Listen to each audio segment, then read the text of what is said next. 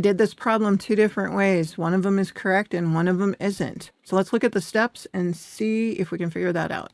So in the first one, I did 1 plus 3 first, and that gives me 16 divided by 2 times 4. Then I did the 2 times 4 and got 16 divided by 8, and that is 2. Then I did it again, still starting with parentheses, because everybody knows you're supposed to start with parentheses.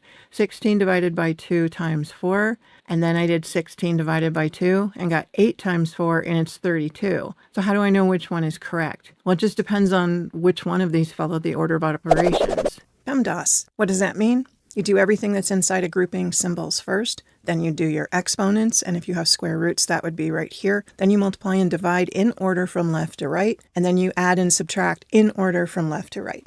Since I started both of these the same, let's look at the second line.